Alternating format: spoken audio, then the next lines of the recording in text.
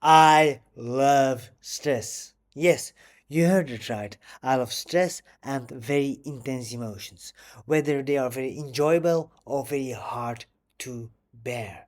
Now, why do I say that? Well, because if you have nothing you care enough about, that your body switches on its adaptation system, which is stress, that your body tries to tell you, pay attention, this is important to you, then you have a meaningless and empty life.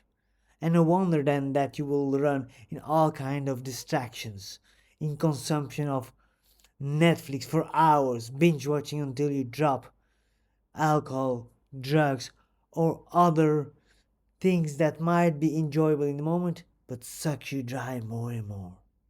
But if you have stress, the next time you experience this, ask yourself, why do I care? Because there is great information in the fact that your body tries to wake you up, tries to help you pay attention. Because it means two things. Or you find something so important that you need to get ready to get the most out of the situation. Or somebody else that is important to you thinks something is important, and you, without knowing it, have adopted this importance. For example, from your parents. I have a client that is a multimillionaire, but every time his company's value went a little bit down on the stock market, he freaked out.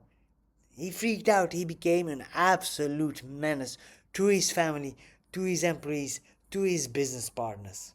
But once I showed him, ask yourself, when you feel so stressed, when you feel at edge, when the numbers going down a little bit, ask yourself, why do I care?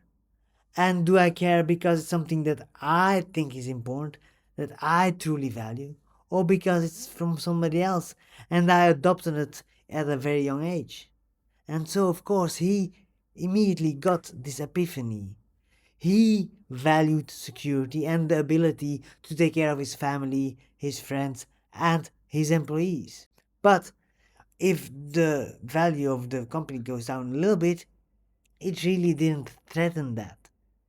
So that was not really important to him. But then he came with the story that his mom, they were in a very poor situation. And so every time anybody did something or anything happened that made the family's income a bit lower, she freaked out. A certain moment, for example, and he came with this example, and it was really emotional because his father was thrown out of the house because he lost his job.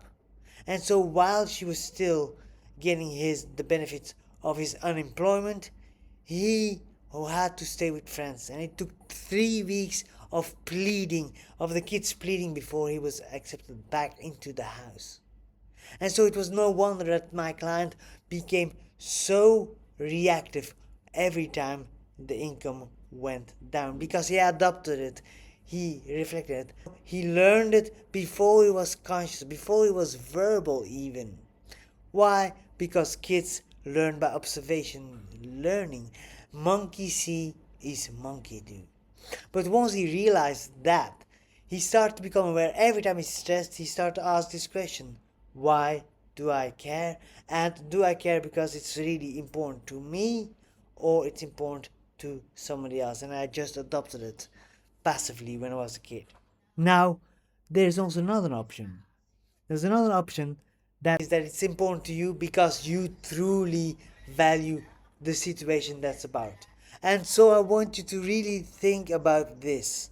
There are four ways in which, when you get stressed or really emotional, four things can be going on.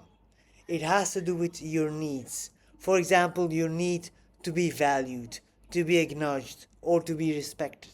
And so then when somebody trespasses that, you can become really vitriol, you can become angry, you can even lash out, or you can shut down. Another example is that you get really stressed because you feel that your partner is really impeding on your self-determination.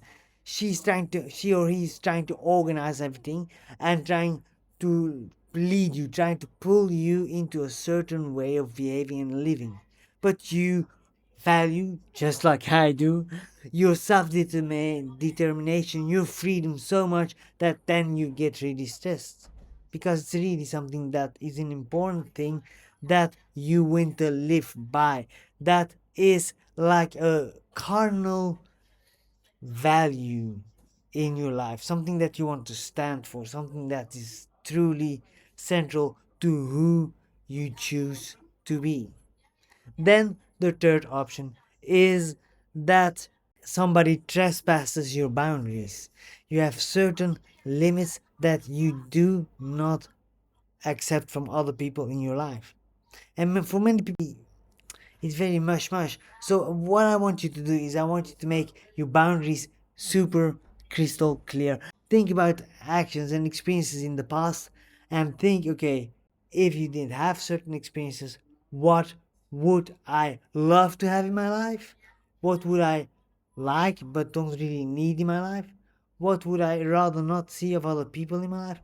And what are no-nos? What are things that are absolutely out of the question in my life? And once you have those clear, then when you get stressed because somebody trespasses your boundaries, you can really go through, is it something that's a no-no or is something that I don't really like? But there are so many other positive things that make it okay, which makes the stress much more handleable, and which will make sure that you will not start really thinking and ruminating time and time again and creating stress about stress. Because very often in our times we have heard that stress is bad, and so we start to stress about stress before we even have stress to stress about. Now, the last part is our wishes. There are things we would like to see in our lives. They are really not, and so they're very closely related to our values and to our needs, but they are more specific. They are more, how do we want to translate our values and our needs into observable things in our life? Could be a house, could be the ability to be a digital nomad, could be so many things. But if that gets trampled, if you are working on a wish and all of a sudden something happens that will take it away, then that emotion that you will feel will give you the insight of what is a really important wish or what is a wish would be nice. Okay. I hope you liked this video, and in the next couple of weeks I will go much deeper into how you can make stress your superpower, your competitive advantage, and furthermore, I will also show you how you can make sure that when your life is so completely packed, when there are so many things you're having to do, you're having to balance your work, you having to balance a new project, making sure you're healthy, making sure you're fit, making sure your children take it, and then you have a partner that also needs his or her attention. When you have to combine all those things, how do you not drown? How do you not push yourself beyond your own limits and crash?